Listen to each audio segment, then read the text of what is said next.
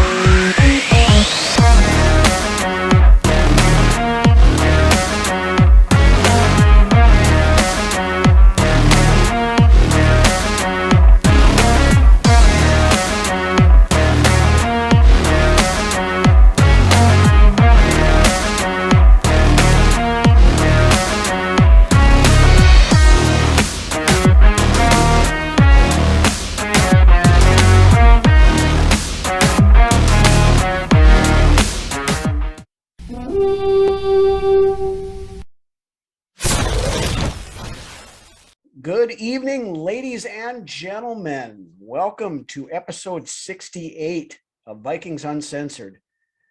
We have reached the last week of the off season where no football activities are taking place. Training camp starts next week. Yep. As of today, we are 7 days away. We are taping on a Wednesday night. So the rookies actually report on Sunday. Right. So some activities will be starting on Monday. Full team has to be there. I believe it's Wednesday. Tuesday and then Wednesday with the Wednesday is the start of practice. So we got a little bit of news stuff to go through league-wide and some Viking stuff.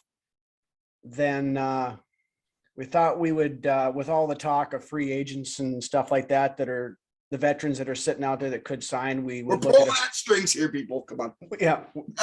We'll have new information, new show stuff here coming up very shortly, but we thought we'd look at some of the available free agents that could potentially pique a little interest among the Vikings. So then, and you know what? I honestly believe that there's somebody out there that we have yet to sign yet. Honestly, I think it's possible, you know, but we'll get into that here in a few minutes. Right.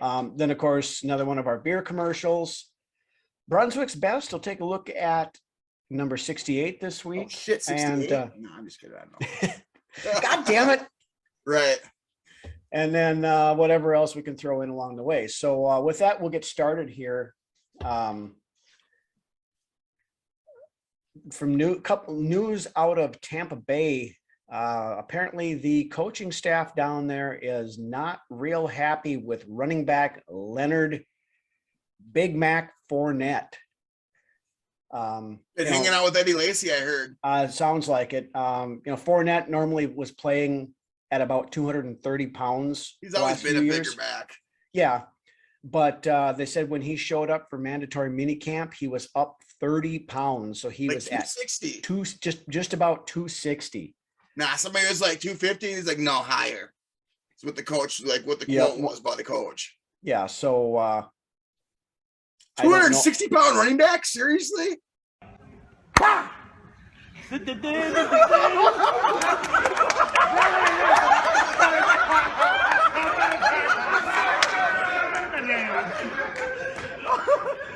Yeah, I don't know that he's going to be able to take 30 pounds off in a month. That's pretty much impossible unless he does nothing but run wind sprints for 8 hours a day and doesn't eat anything. Man. But I think if that's the case and he comes in as out of shape as what he was there's serious potential that he may not be on the Tampa Bay roster come opening day. But right. And I'm pretty sure he just signed an extension there too this offseason. Yeah, I don't remember. It wasn't a long extension if it was. 3 year. It was a 3 year. Was it 3 year? Mm-hmm. Long enough then. Right. But anyway, that'll bear watching.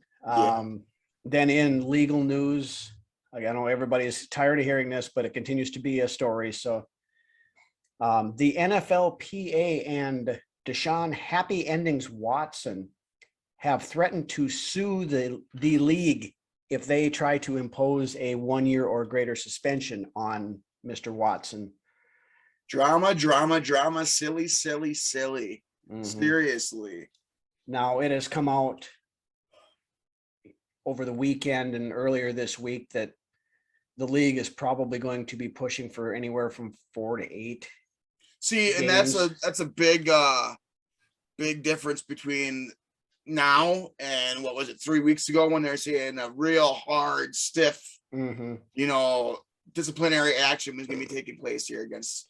You said hard and stiff. Yeah, I know. She said very hard. And she said on. But yeah. I mean, 4 to 6 weeks, that's a little vacation.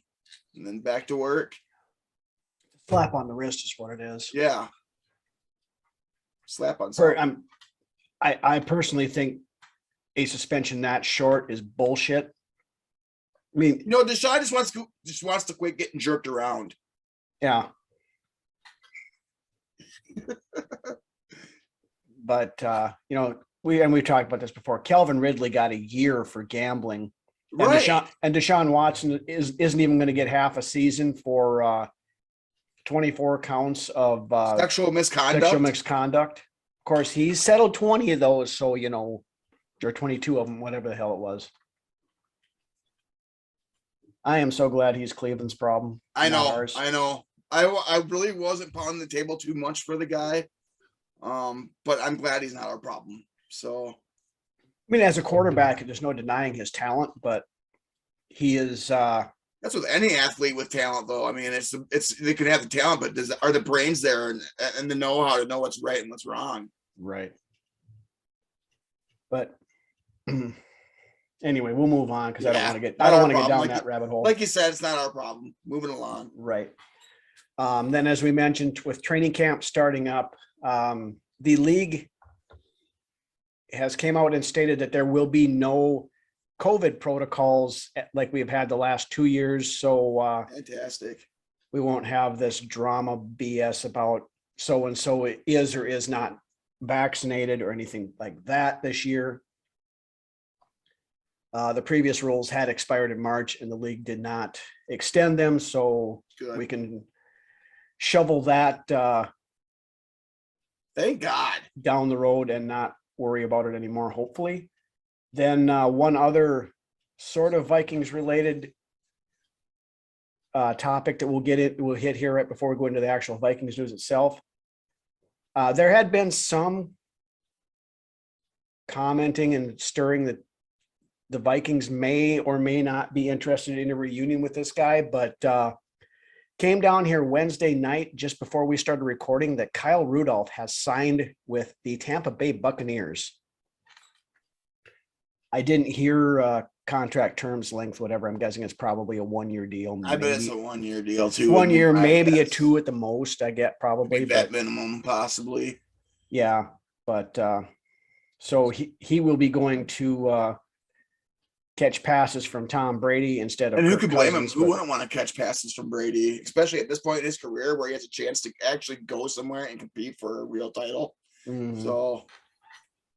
Good for Kyle. I personally did not want him back here. I was ready to move on from it too. The tight end room was pretty thin, but after some of the comments that he said after he left, it would just be an awkward feeling locker room too. I mean, I guess they made it work with Griffin last year, but yeah, I mean, it wasn't necessarily what he said, but people made a bigger deal about what he didn't say in that 2,000 word essay. Yeah. But honestly, like Daniel Jones is a better quarterback than Kirk Cousins. Come on. I don't. Well, he never right straight out said that. He just said Daniel Jones was one of the most talented quarterbacks he's ever worked with. But right, and people took that to mean that it was a dig on Kirk Cousins, which may or may not have been, but it wasn't. He didn't come out and straight say Kirk is ass like Everson things Griffin get twisted up so much in this day and age. I mean, especially in the ongoing civil war, but between the Kirkistans and the anti-Kirks that go back and forth and back and forth. And I'm just tired of it. Kirk's our quarterback right now. Right. Yep. He does well. We're going to praise him. He does poorly. That's we're right. going to call him out. That's how we work this show. But speaking of Kirk Cousins, in the have you been living under a rock for the last 3 to 4 years news? What do you live under a rock?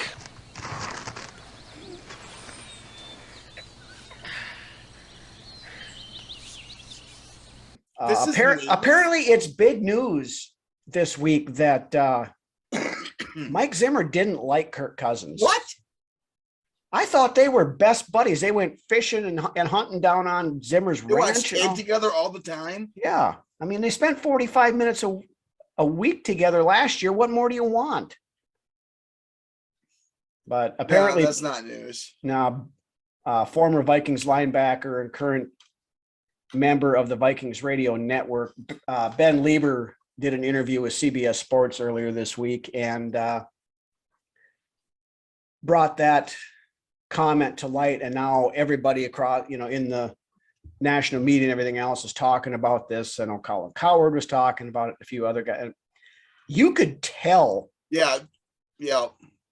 Well, remember that game last year when, Kirk went up to Zimmer and was trying to celebrate and they actually had to hold Zimmer back because I seriously think Zimmer was going to haul off and throw a punch at Kirk after that. I'm surprised more wasn't brought up of that moment, honestly. Yeah. But I mean, it kind of got swept underneath the rug as a heat of the moment thing. I mean, we talked about it on this show when it happened but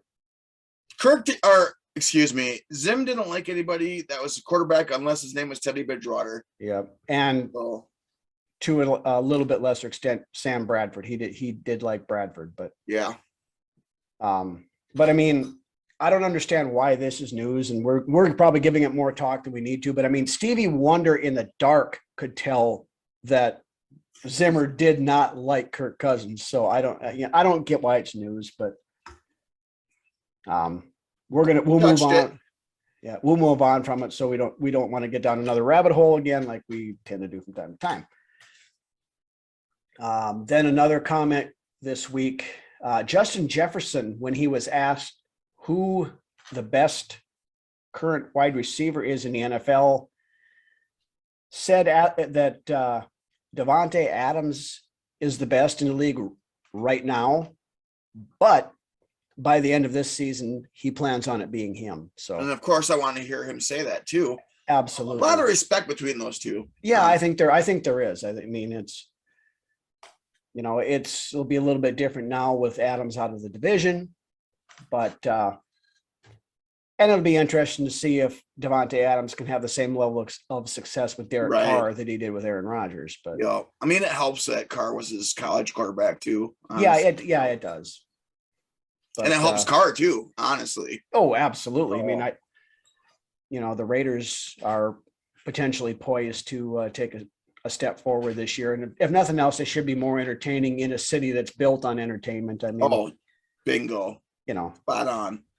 The Raiders were made to be in Las Vegas, really. Yes. If there was a team in this league that was made to be put in Las Vegas, the Raiders would be it. It's the Raiders. Yeah, right with that. Yep. City of sin. Mm-hmm. Now, if they would have been in Las Vegas back in the days, in the 80s and 70s and stuff, when they were the people dressed up in the they fit in right there in Oakland though at that time too. Yeah, they did, but I liked him better. I liked him in Vegas, but I liked him better in Oakland than when I did in when they were in Los Angeles. Yes. Yeah. Yes. Anyway, moving on. We've given the Raiders enough enough airtime. We've done plenty of lip service tonight. Right. That's what she said. That's what she said.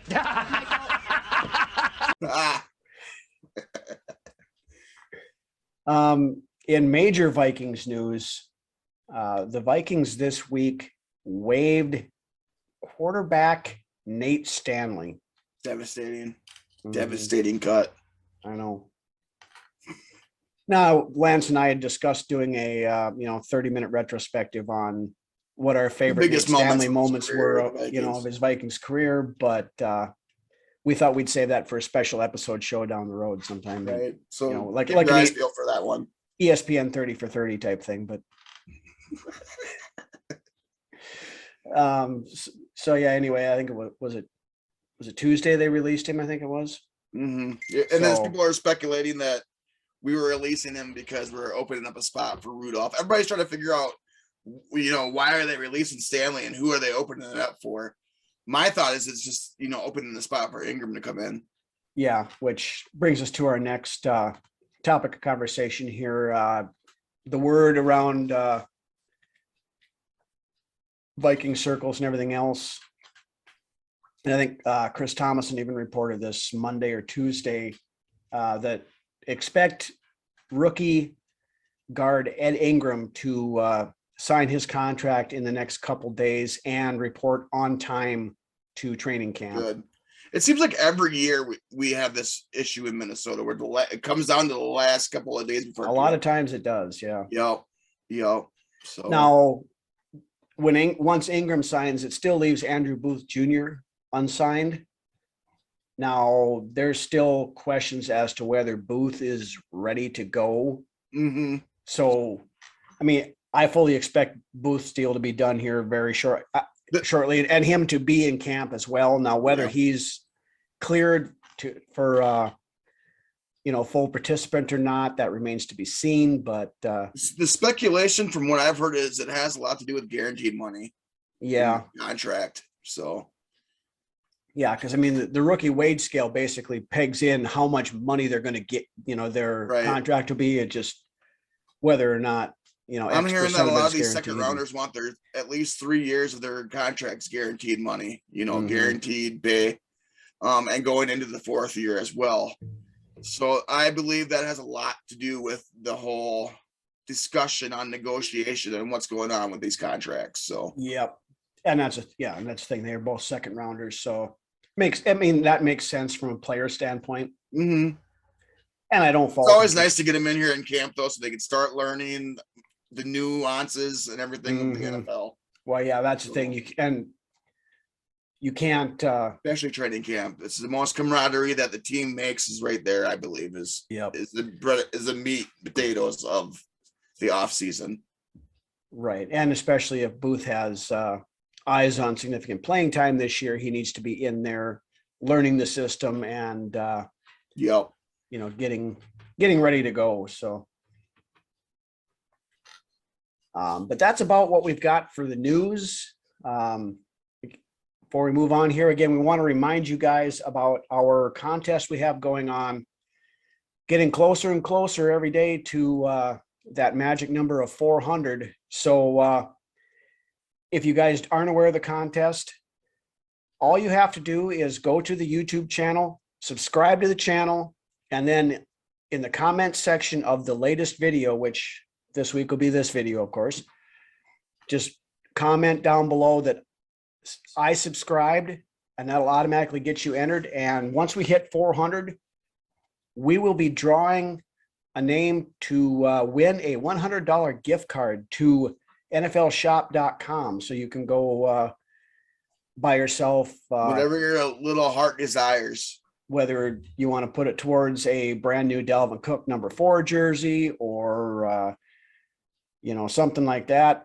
Whatever you want to do, even if you're a fan of another team and you watch our show, A, we really appreciate you tuning in. Absolutely. And B, if you want to buy something from another team, have at it. Whatever.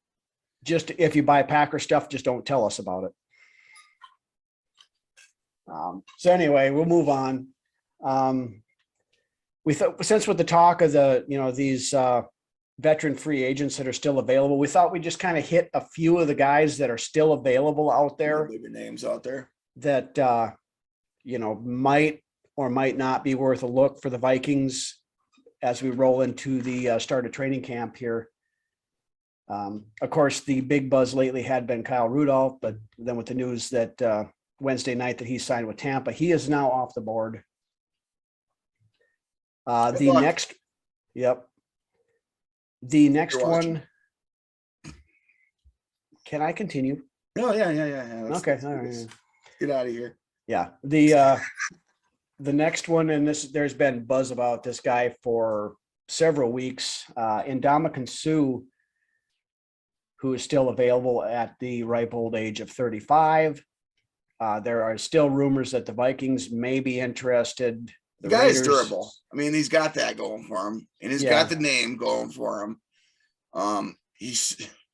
But that right now, I think that's really all he's got is the name. I mean, he's 35 years old. He did manage 6.5 sacks last year. Granted, it was his down year, so Statistically, it's his, as far Worst as season in the NFL, PFF yeah. rankings and everything else, it's his poorest season he's had in the NFL. Yeah. Now the Cleveland Browns have been picking up steam as a potential landing spot here in the last few days. So I, could see him possibly going there. Personally, I don't think we need to bring him in here myself. I like the talent that we have on the roster, and Lynch and yep, Harrison Phillips and Armand Watts and so on and so forth. And realistically, if we feel we need to beef up that area a little bit, I would prefer to wait and see. We don't need no beef right now. Jalen Twyneman's bringing all the beef we need. Have you seen any pictures of Twyneman lately? I saw that picture. He posted. Holy shit balls. I mean, the guy is built like a brick shit house. I had to throw that in there. I mean, I'm excited to see this dude. I am too. See what that big muscles brings to the field. I think he's going to surprise some people this year. I mean, we never got a chance to see what he could do last year. So he's one guy I'm definitely excited to see. I would be scared to line up against that guy. Just from looking at that picture, what I seen, that's scary. Yeah. So anyway, we were set a D tackle, but if they want to bring Saw in and give him a look, I'm not going to say no. But I'm out on the deal myself. I would much rather, if we think we need, like I was starting to say there a minute ago, if we decide we need more depth there, just wait until they start making roster cuts and see who's available then. That makes sense as well too. I wouldn't, like I said, I wouldn't be against it, but I would rather go with who we have on roster. Yep. Then the next one, another former Viking who people cannot seem to let go of, Anthony Barr. Now, I received some very interesting information this past weekend. A source of mine said that he was at a function in Detroit Lakes over the 4th of July weekend, and a former teammate of Anthony Barr's was in attendance, and he was talking to, and my source was talking directly to this former player and asked him the question about Anthony Barr, because we had been discussing it prior to that. And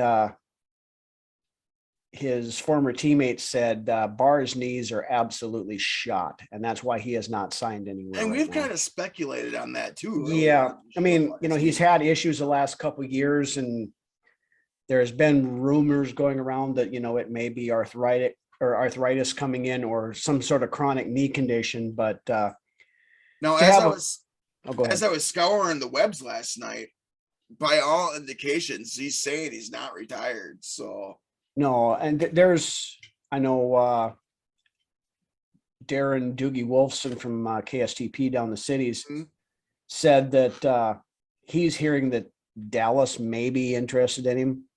I've heard Dallas, and I've heard New York being a place as well.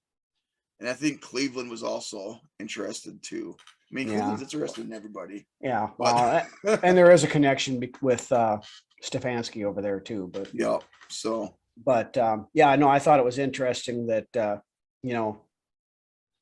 source about as close to the situation as you can get said that his knees are in pretty rough shape. So anyway, moving on to yet another Vikings player.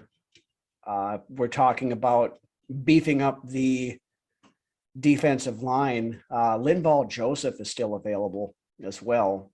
And I've heard he's been, I'm hearing things that he's in Minnesota working out, wearing Vikings apparel. So he's making things, Yeah, he's been around really the area. I've heard from multiple people that he's, they've seen him around the cities and whatnot.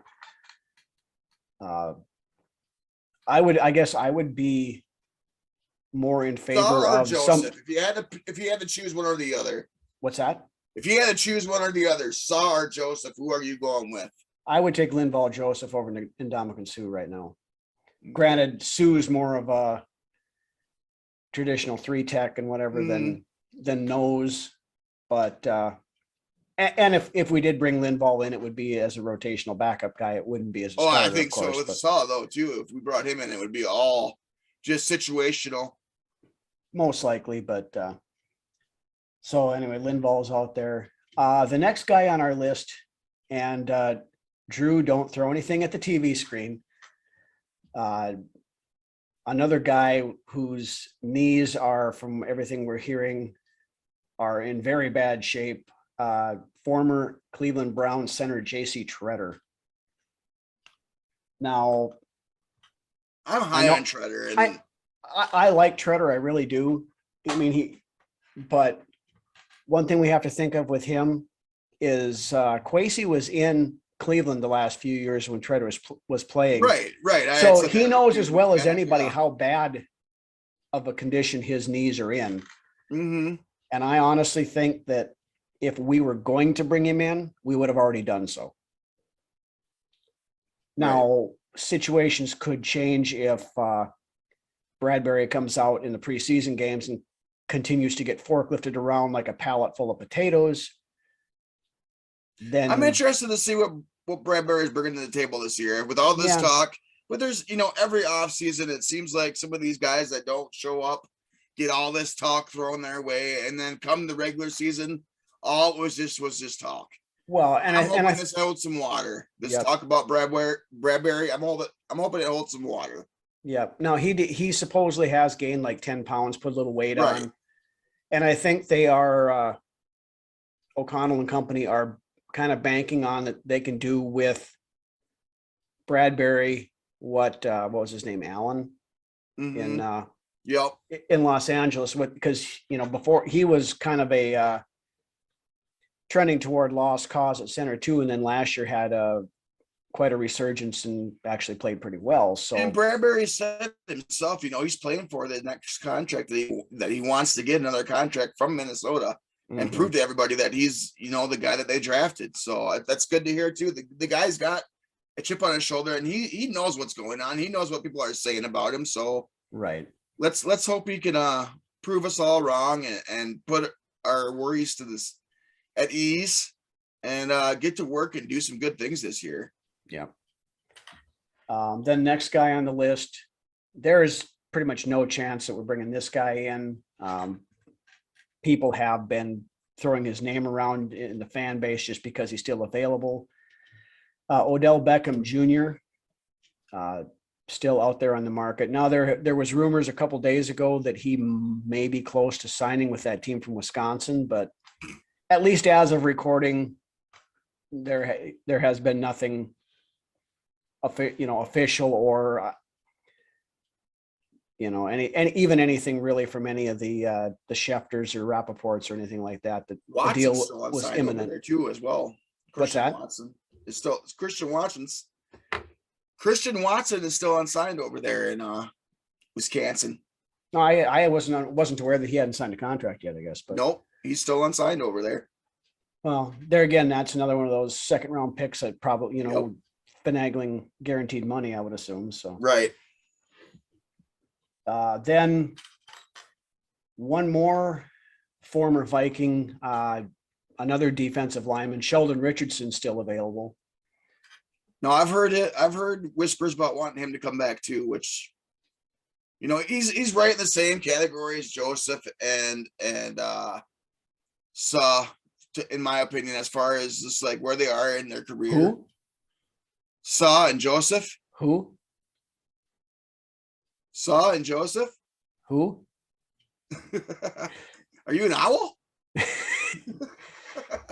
Ndamukong Suh, not Saw. Oh, whatever. I know you and names. I just had to do it because you just keep throwing it out there, and I'm like, is he gonna get it right? Is he not? Does this dude know football? He knows football, just doesn't know how to use English good. Yeah. Anyways, so the Ndamukong Suh. I know. I did that on purpose. I know you did. And or Joseph, did you? Right. And Joseph and Richardson are right there at the same, point of their careers, I believe, anyways. Yeah. again, if we were talking about bringing in washed-up has-been defensive lineman, I think I would be more tempted to maybe bring Sheldon Richardson back than I would Adofo-Mensah. For one thing, Sheldon Richardson is 4 years younger. And we saw he's been around the league for a while, though. I mean, he just spent some time in New York there for a while, and Cleveland and here Cleveland twice. And back here, and then, yeah. Now, one thing with Richardson that I thought was interesting last year is, we moved him. And he played inside and outside both at times last year, and I thought he did fairly well playing out on the end. So, yeah. Then a couple others yet. Guard Eric Flowers, formerly of the Washington Commies. He's only 28 years old, but he's been largely a disappointment, I guess. I was going to say, yeah, up and down throughout his career. Yeah, more downs than ups, unfortunately. Yep. Here's another one. Now, if we're looking at centers, this guy might be a better option. I mean, Tretter's probably is a better player if he was healthy, but Matt Paradis from Carolina is still available. Mm-hmm.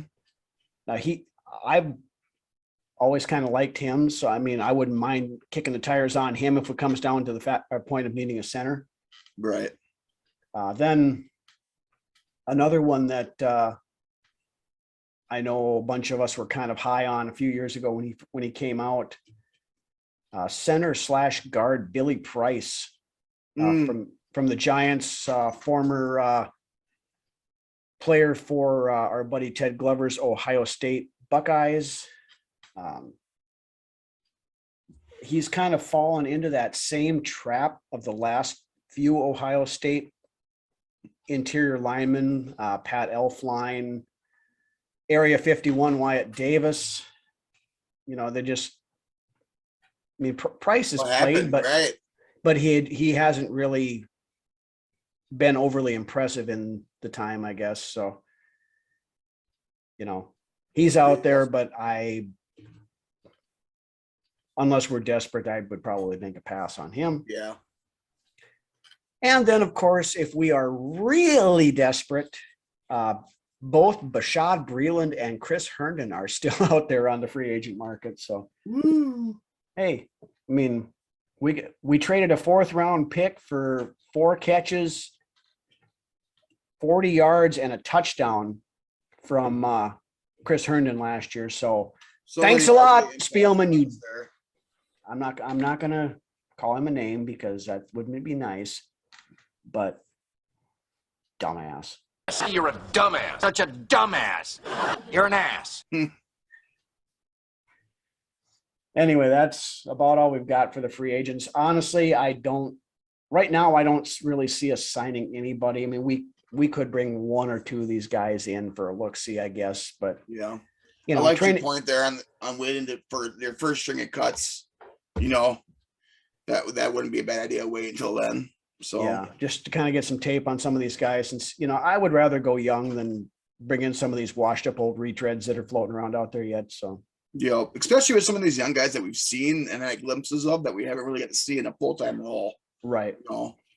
So all right. So anyway, we'll move on. Bring you again another one of our classic beer commercials. So run to your fridge, grab yourself a cold one, crack it open, check this out, and we will be back in a minute. Red Stripe, the beer in the short, stubby, ugly bottle. If ugly people stand next to a Red Stripe, they look beautiful. You, sir. Yeah? Would you say that you're ugly? Well, I wouldn't say. You are very ugly. Here, hold this Red Stripe. Okay. Look, you are beautiful. Red Stripe, it's beer. Hooray, beer! Hooray, beer! Says the beautiful man.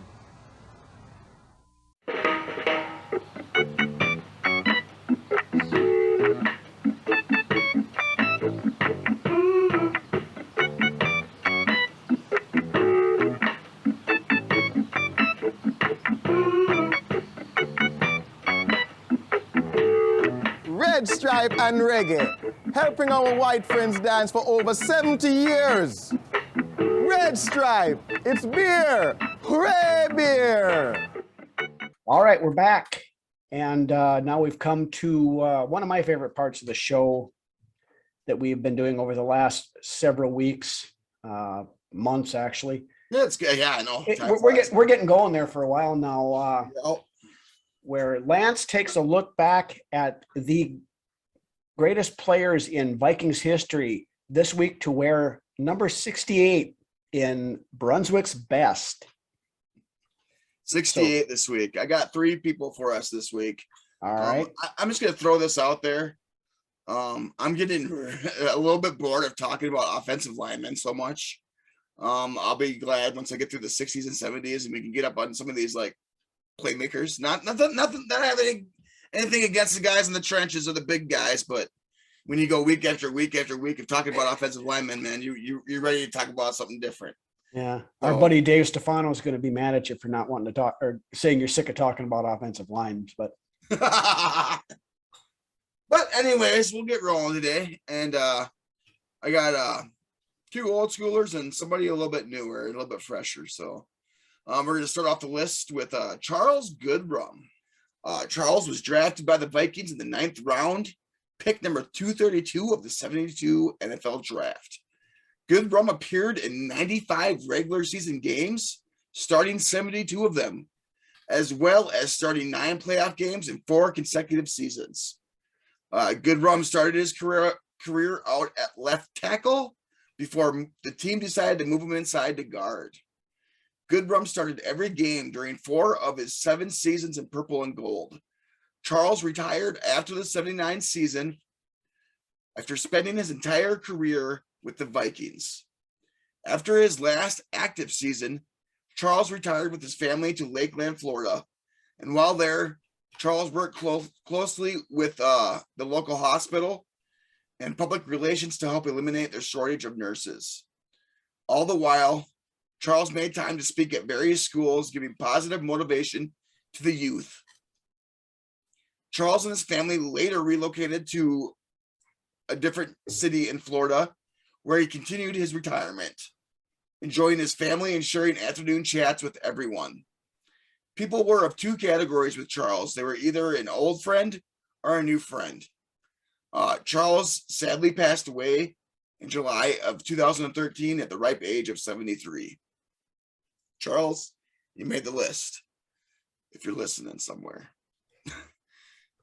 We get great reception in the Great Beyond. So right. Next on my list, I got Curtis Boo Boo Roos. Rouse. I think that's how you spell it. Roos. Rouse.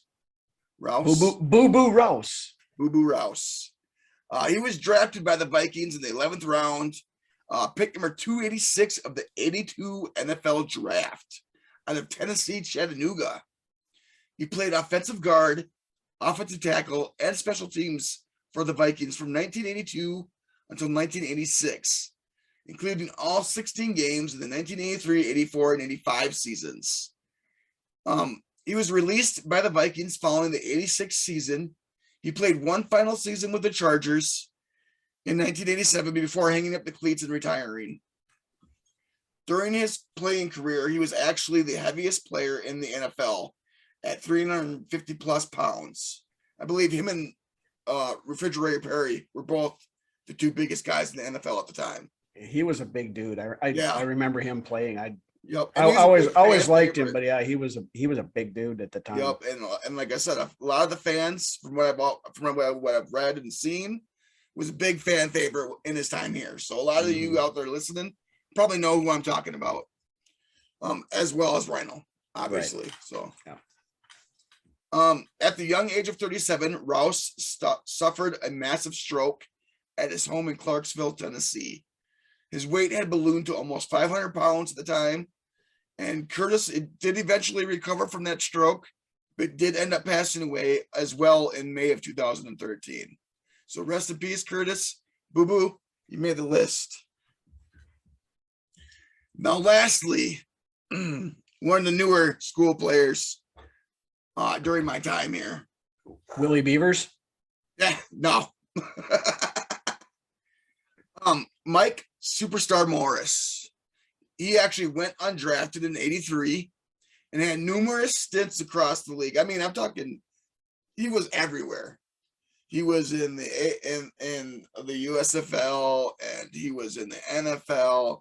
He was all over the place until he finally settled in as a long snapper for the Purple and Gold back in 1991.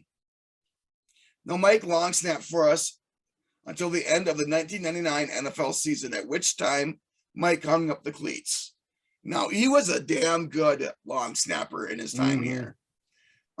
Following his football career, Morris took up broadcasting using the moniker Superstar Mike Morris with K-Fan.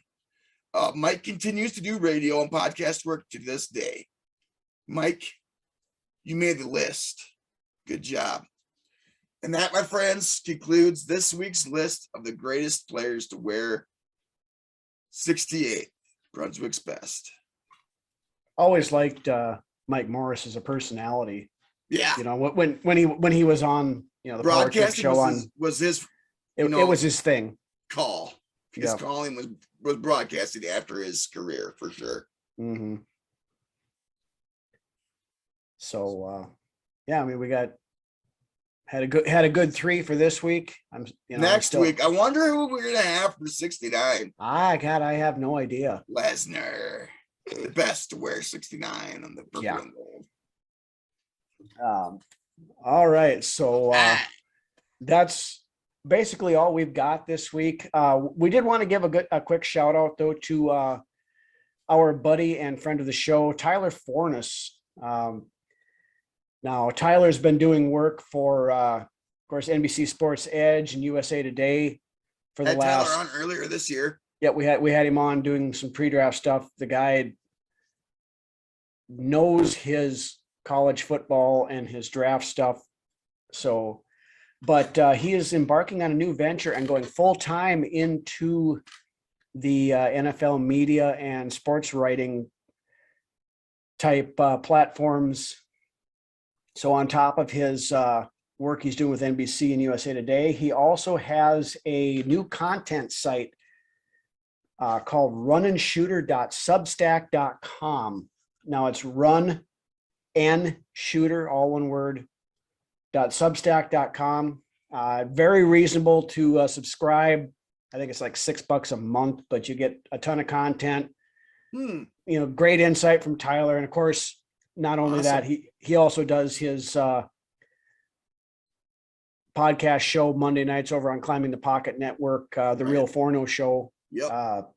Great info over there as well. So keep him in mind, check him out, check his stuff out, you know, help him out, help him achieve that dream he's looking at doing.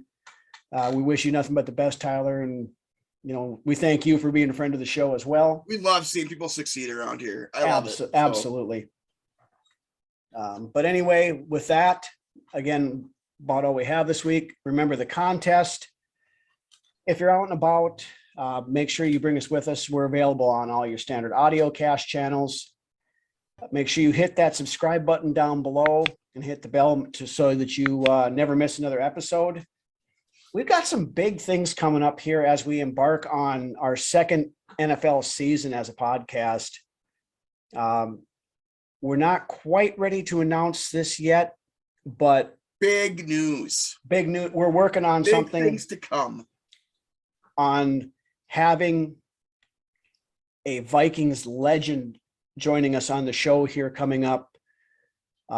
Still working out the details on when we can get him on, but hopefully look for that in the next couple of weeks. I had some discussions with him tonight. We are not bullshitting you. This guy is a legend. So once we get that official and scheduled, we will let you guys know when you can see it and who it will be. But with I love that, doing this show, man. I love do too. doing this show. And if we can get this guy on, I'm going to have to make sure I don't fanboy myself too much when it comes to that point. But I'm anxious just thinking about it. So yeah. Oh, I know.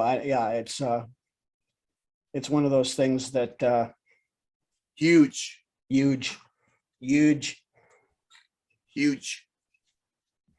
So, but anyway, that's basically, like I said, all we've got for this week. Why don't you take us out of here, Lance? Great having you guys come and watch us once again. We thank you from the bottom of our hearts for watching us, for getting us this far, for sticking with us. Like Rhino said, big things are on the way. We have things, plans. So stick around. Don't get in trouble this weekend. Make smart decisions. Yada yada yada. You know the whole. You know the drill. You know the drill by this time for the ones that have been watching the last few weeks. Stay out of trouble.